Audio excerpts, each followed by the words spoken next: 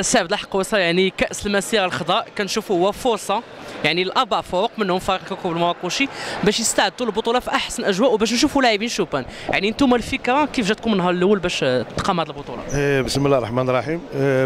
بحكم العمل ديالنا وحكم الشغل ديالنا حنا وطنيين. بمناسبة ديال ذكرى عيد المسيرة الخضراء فكرنا باش نديروا واحد الدوري وكنا في اللوبنان نديروا هي دوري سميوه اللي ارتأينا باش نعاود نديروه باش نسميوه كأس المسيرة الخضراء الدورة الأولى اللي هما عدة فرق باش تشارك، واني حنا ارتئينا باش نديروا واحد 4 الفرق لانه خص الوقت ضيق الوقت درنا الجيش الملكي اولمبيك اسفي الجمعيه السلويه اللي هي معروفه على الصعيد الافريقي والحاصله على البطوله الافريقيه، وطبعا الكوكب المراكشي.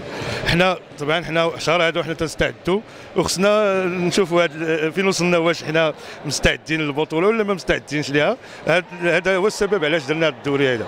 يعني سي عبد الحق كما قلتي وختمتي كلامك حنا بغينا نشوفوا الفريق فين وصل، وحنا من ضمننا بغيناك تقول للجماهير المراكشيه فين وصل لحد الساعه فريق كوكب المراكشي قبل ما نشوفوا المقابلات اليوم.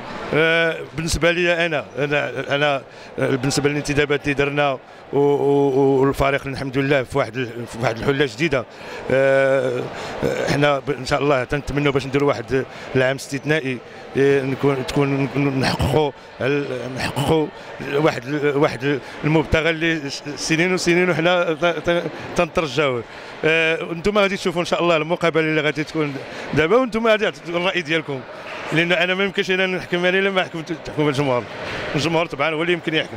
هو بسم الله الرحمن الرحيم. كيف ما كيعلم الجميع ان فريق الجمعيه السلويه راجع من التجربه الدوليه والبطوله العربيه ديالو، يعني اللاعبين ديالو داخلين في لو ريتم دو كومبيتيسيون. كذلك فريق الجيش الملكي بدينا استعدادات هذه تقريبا من لو 1 سبتمبر، لعبنا 7 المقابلات حبيه، يعني كما شفتي اللاعبين انهم داخلين في لو ريتم دو كومبيتيسيون.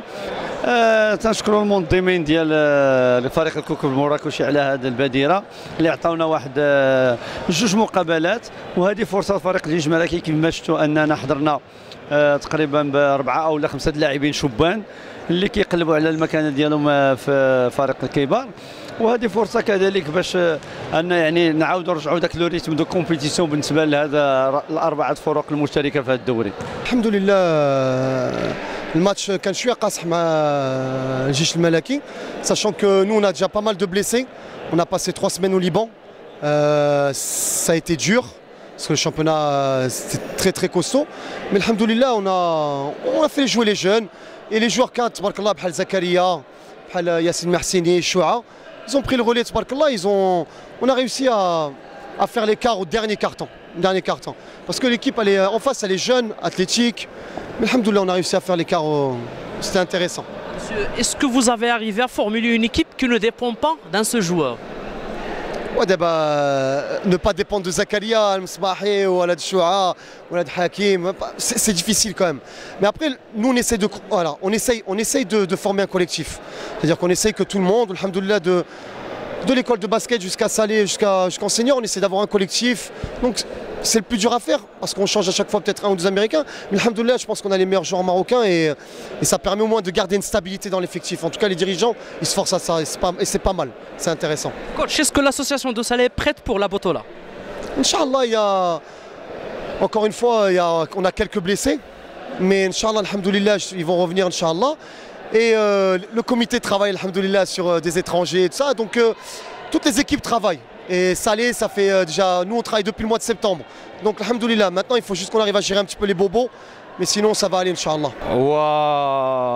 وحقيقة أنا راضي على النتيجة وغير راضي على الأداء 100%، لأنه الله يحسن عوان اللعابة مقاس 4 شهور بلا باسكيت. أول ماتش غادي يلعب مقابلة من مورا هذا، الله يحسن عوان كاين شي حوايج يعني. أما بالنسبة للتكتيك، هي كرة السلة سي تاكتيك. كرة السلة bien sûr كاين اولا لو شوا ديال لي جوار. Quand tu choisis des bons joueurs, on a des très bons joueurs, on a des très de haut niveau. C'est très important, mais c'est pas suffisant. Il faut jouer tactique. كرة السلة c'est tactique. كرة السلة c'est le spacing. كرة السلة سي ريد سي قرا ولعب. كرة السلة سي بوكو دو شوز. حنا بطبيعة الحال هادشي خدامين فيه في لونطرينمون.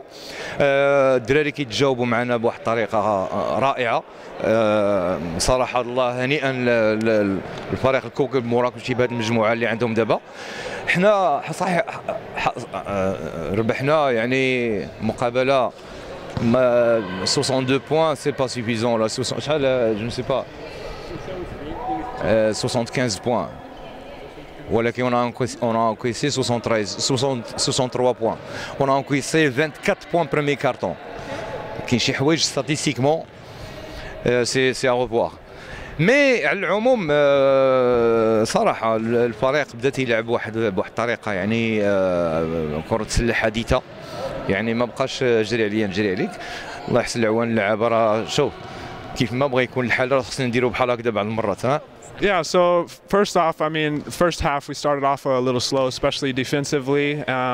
We lost a big part with our captain going down in the first half, so that's really huge. So guys got to step up.